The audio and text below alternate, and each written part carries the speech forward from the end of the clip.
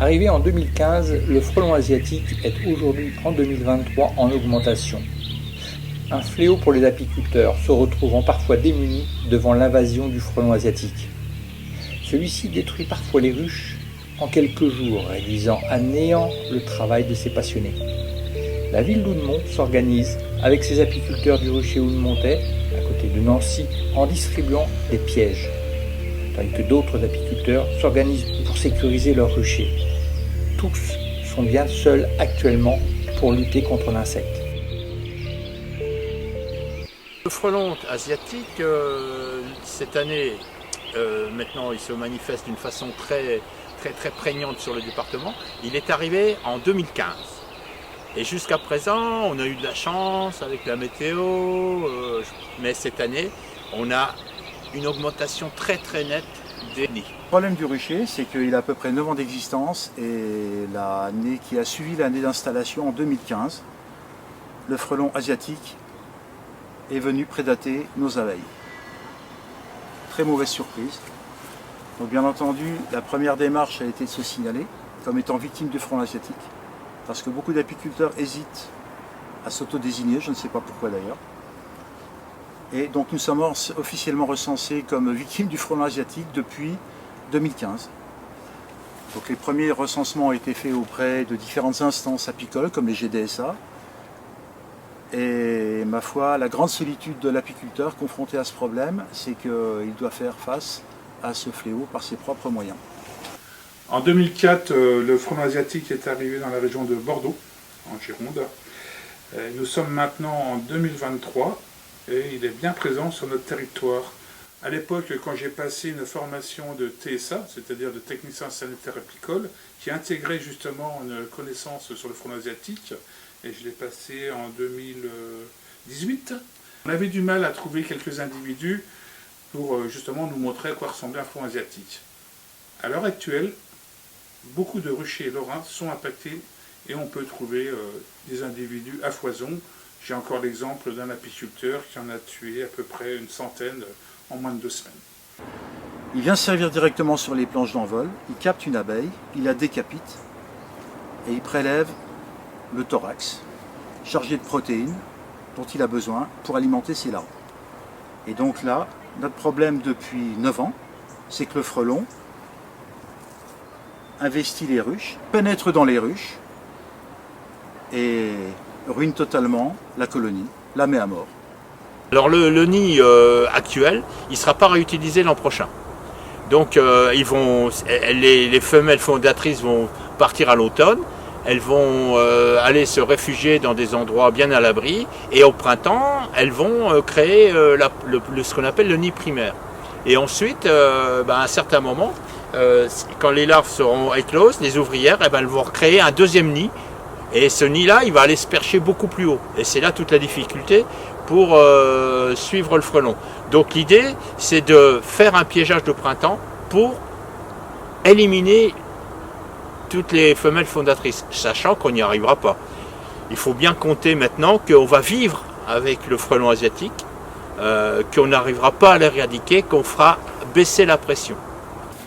La première protection possible, c'est la porte d'entrée. Là, je rentre dans les détails, mais c'est la porte d'entrée surbaissée. Mais il se trouve que le frelon asiatique, à un certain moment de sa vie, est assez subtil pour envoyer des petites ouvrières, pas trop charnues, pas trop développées, qui arrivent à pénétrer sous cette fameuse barrière et porte d'entrée anti-frelon. Il y a une prise de conscience que le frelon asiatique a envahi le territoire, mais en fait on a plus suivi sa progression que pris des décisions. Il y a un plan national de lutte contre le frelon asiatique, mais c'est une coquille vide, il n'y a pas d'argent. Donc en fait les apiculteurs au plan local, il faut qu'ils se débrouillent. Donc il y a des initiatives locales qui sont intéressantes, dont celle d'Houdemont. Il y a des initiatives qui sont prises par des apiculteurs dans leur village où ils essayent de rassembler les gens autour d'un plan de piégeage au printemps.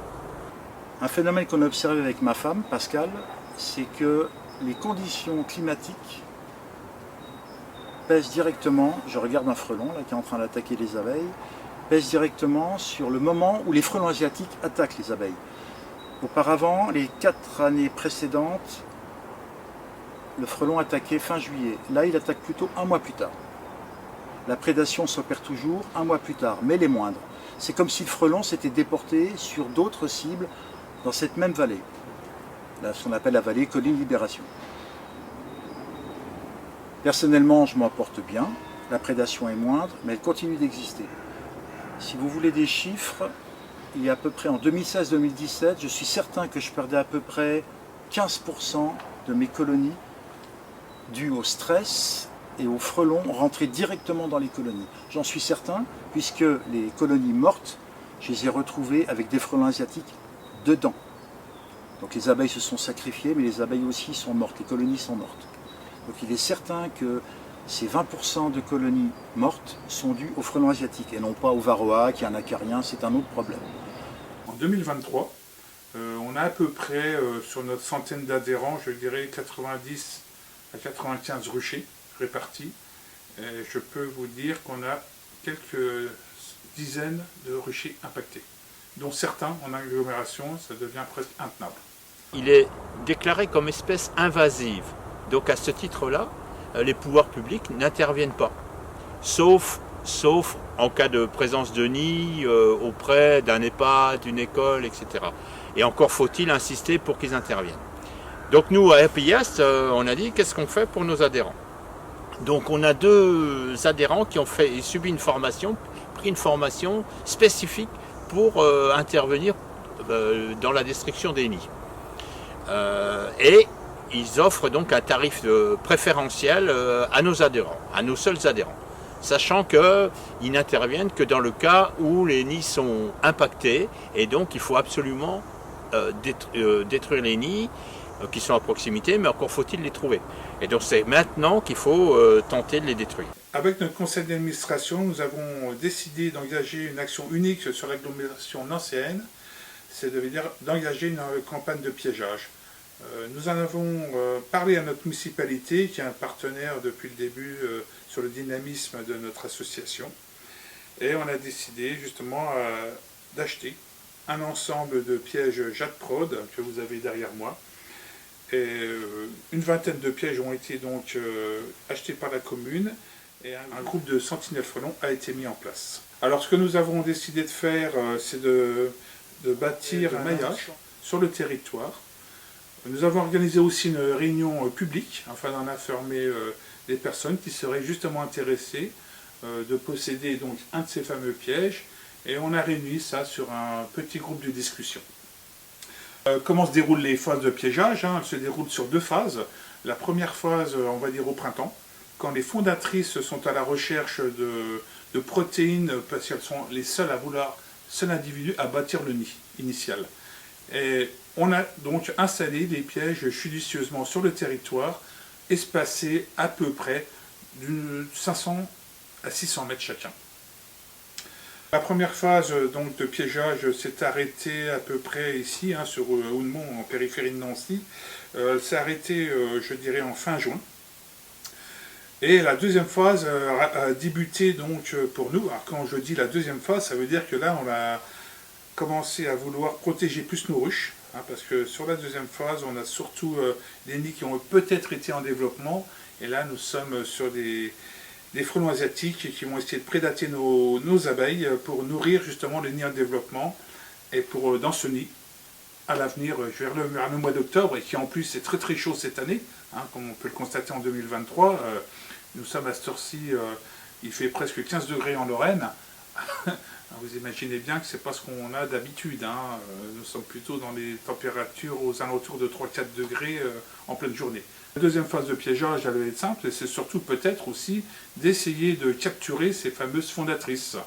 Et je peux vous assurer que vous voyez le piège derrière moi, que nous avons réussi à capturer donc ces fameuses fondatrices, enfin en tout cas, en l'occurrence pour moi, sur le territoire d'Houndemont, et sur un deuxième piège qui a été mis. Donc on a vu que la première phase, on n'a eu aucun individu capturé. Sur la deuxième phase, les pièges ont fait donc leur effet.